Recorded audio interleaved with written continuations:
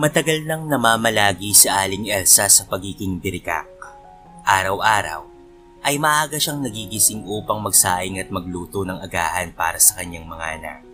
Sa bawat hakbang ng kanyang ginagawa, may mga tingin ng panghusga mula sa mga kapitbahay at pati na rin mga kamag-anak.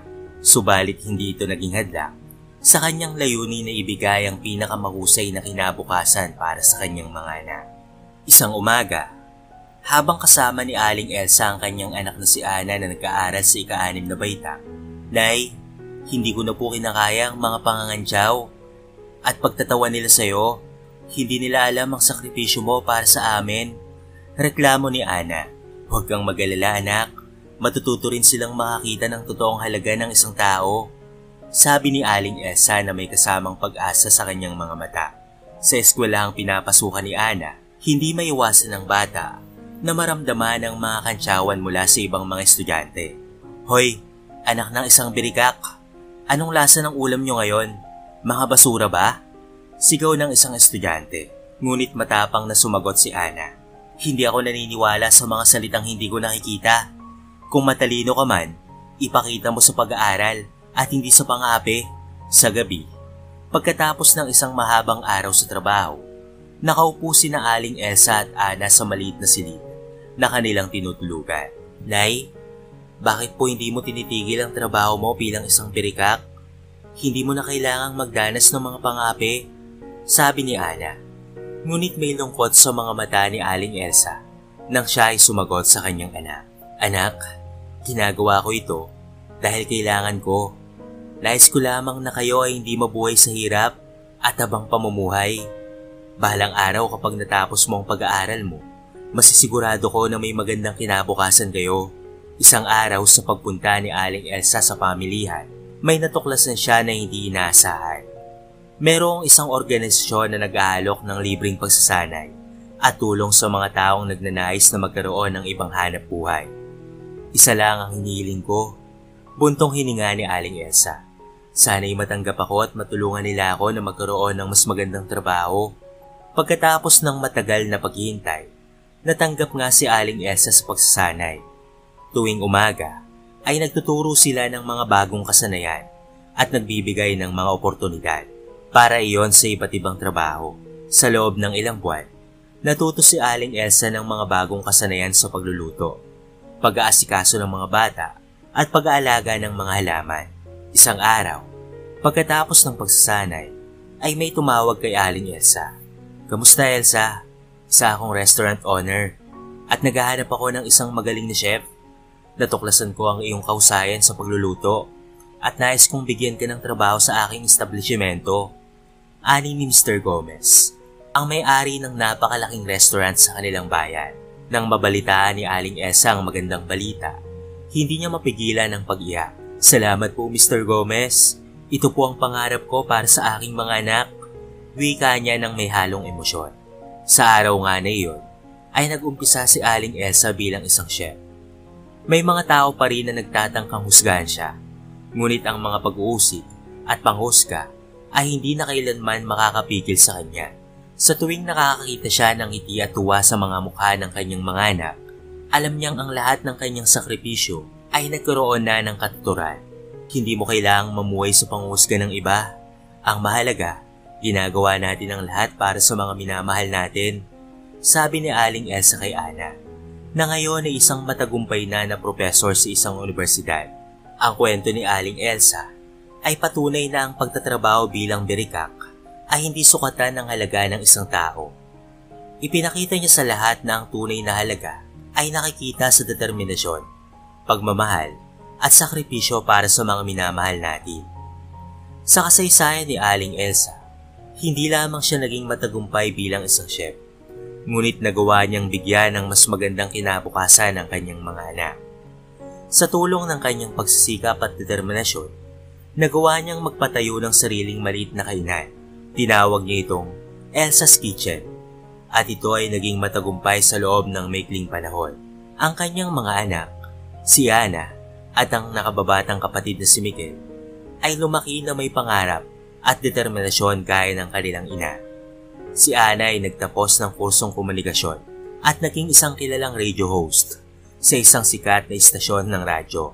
Sa bawat palabas niya, ibinabahagi niya ang kwento ng kanilang ina at pinupuri ang kanyang pagsisikap at pagmamahal sa pamilya. Si Miguel naman sa kabilang banda ay nagtapos ng kursong arkitektura at nagtrabaho bilang isang sikat na arkitekto. Ginamit niya ang kanyang galing at talento upang itayo ang isang organisasyon na nagbibigay ng tulong sa mga kabataang nangangailangan ng suporta at edukasyon. Ang tagumpay ng pamilya ni Aling Elsa ay hindi lamang nakita sa kanilang mga nagawang ambag sa lipunan, kung hindi sa tunay na samahan at pagmamahalan na umiiral sa kanila. Sa tuwing merong mga pagkakataon na nagbabahagi sila ng hapunan sa Elsa's Kitchen, ang tahanan ng kanilang mga alaala, nararamdaman nila ang pagmamahal at suporta na hindi maaaring makuha sa kahit anong tagumpay sa mundo. Sa tuwing pinapapurihan si Aling Elsa, hindi niya malilimutan na banggitin ang papel na ginampanan ng kanyang mga anak sa pag-abot ng kanilang mga pangarap.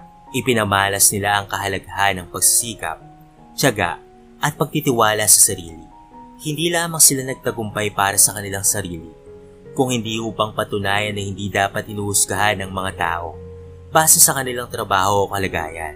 Sa huli, ang pagsisikap ni Aling Elsa bilang isang birika ay naging daan upang mabuksan ang mga pintuan ng oportunidad para sa kanyang pamilya. Sa kanilang pagkakasama bilang isang pamilya, nabuo ang isang magandang kinabukasan na pinagpupugayan ang kanilang pinagdaan ng hirap at sakripisyo. Ang kwento ng pamilya ni Aling Elsa ay patunay na ang pag-asa at pagmamahal ay maaaring maging sandigan upang malampasan ang anumang hamon at pagsubok sa buhay.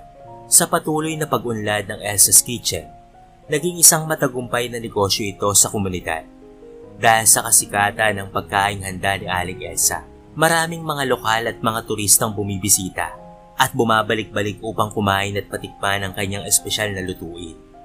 Ang lugar ay puno ng masiglang tao na nag-enjoy sa masarap na pagkain at magiliw na serbisyo. Nakita ni Aling Elsa ang pagkakataon na magbigay ng trabaho sa iba pang mga taong nangangailangan. Binuksan niya ang mga pinto para sa mga katulad niyang dumanas ng hirap sa buhay at pati na rin mga pangapi. Nagbigay sa kanila ng pagkakataon na makaahon mula sa kahirapan. Ang mga dating mahihirap na taga-komunidad ay nakatanggap ng pag-aaral at pagsasanay sa kusina at naging mahusay sila sa kawani ni Elsa's Kitchen. Si Aling Elsa ay naging kilala hindi lamang bilang isang magaling na chef, kundi bilang isang huwarang negosyante at tagapagpatayo ng mga pangarap. Madalas siyang iniimbitahan bilang guest speaker sa mga lokal na paaralan at mga organisasyon upang ibahagi ang kanyang kwento ng tagumpay at inspirasyon sa mga taong nagdanais na umahon mula sa hirap ng buhay. Nang malaman ni Aling Elsa na ang kanyang dating asawa ay babalik sa kanilang buhay, may halong takot at pangamba sa kanyang puso. Subalit sa halip na magdulot ito ng pagkabahala, nagpatibay ito sa kanyang paninindigan na hindi dapat hadlangan ng mga pagsubok ang kanyang pagsisikap at pagmamahal sa kanyang mga anak. Sa kanilang pagkikita, nagawa ni Aling Elsa na ipakita sa dating asawa ang mga nagawa niyang tagumpay. Bilang isang birika, ipinakita niya ang mga bata na lumaki ng malusog, edukado at puno ng pagmamahal. Nang tanungin siya ng kanyang dating asawa kung paano niya nagawa ang lahat ng ito, may pusong mapagpakumbaba niyang sinabi, "Lahat ng ito ay naging posible dahil sa pagmamahal at dedikasyon ko sa ating mga anak. Ginawa ko ang lahat ng ito hindi lamang para sa sarili ko, kung hindi para sa ating pamilya." Sa paglipas ng panahon, napagtanto ng dating asawa ni Aling Elsa ang kahalagahan ng pagsisikap at pagmamahal na ibinahagi niya sa mga anak nila. Naging mas matatag ang kanilang samahan at nagawang magpatawad at magbigay ng pangalawang pagkakataon sa isa't isa. Natutunan nilang magsama-samang mangarap at magtulungan sa pag-abot ng kanilang mga pangarap bilang isang buo at napakamaligayang pamilya. Ang kwento ni Aling Elsa ay patunay na sa kabila ng mga pagsubok at paghuhusga, ang pagmamahal at determinasyon ay maaaring maging daan tungo sa tunay na tagumpay, sa pagtitiwala sa sarili at sa pagmamahal sa pamilya. Walang anumang hamon ang hindi nila kayang lampasan. Ang pamilya ni Aling Elsa ay patunay na sa bawat pag-ahon mula sa hirap, nagbubukas ng pintuan ng mundo para sa mga pangarap at tagumpay na hindi inaasahan. Nang dumating ang punto sa buhay ni Aling Elsa na natuklasan niya ang mga hindi matuwid na gawain ng kanyang asawa, labis siyang nabigla at nasaktan. Sa isang gabi, habang naghihintay siya sa Elsa's Kitchen na patapos ang kanyang trabaho, napadaan siya sa isang malilim na bahagi ng kalsada. Nakita niya ang kanyang asawa kasama ang ilang ibang tao na naglalaro ng sugal at nangingitlog ng pera sa pinaghirapan niya. Naramdaman ni Aling Elsa ang pait ng pagkabigo at pagtataksil na dinanas niya sa kamay ng kanyang asawa. Lumabas ang kanyang galit at ang sakit na dulot ng pangabuso at pagnanakaw ng kanyang asawa. Dinala niya ang kanyang mga anak sa lugar ng kanyang asawa at pinakaharap ito. "Anong ginagawa mo dito? Paano mo nagawang gawin ito sa atin?" Sigaw ni Aling Elsa na puno ng pagkamuhi at pagsalungat sa kanyang mister. "Ilang taon kitang pinag-alagaan at sinuportahan at ito lamang ang isusukli mo sa akin? Pinapalayas na kita sa buhay namin. Hindi ka karapat-dapat sa aming pagmamahal at sa aking sakripisyo." Tumangis at humingi ng tawad sa kanya ang kanyang asawa. Subalit hindi na muling nagtagpo pa ang kanilang mga mata. Pinanatili ni Aling Elsa ang kanyang desisyon na itapon ng isang taong hindi nagpahalaga sa kanilang pamilya. Ang kanyang mga anak ay naging sandigan niya sa panahong iyon at ipinangako niya sa kanila na siya ay magsisilbing mas matatag at mas matapang na ina. Muli itinatag ni Aling Elsa ang kanyang pagkakakilanlan bilang isang malakas at matibay na ina. Hindi na siya nagpatangay sa lungkot at pati na rin pagsisisi. Sa halip ay siniguro niyang ibibigay niya ang pinakamahusay na buhay sa kanyang mga anak. Ipinagpatuloy niya ang pagpapatakbo ng Elsa's Kitchen at mas pinagbutihan pa ang kanyang mga negosyo.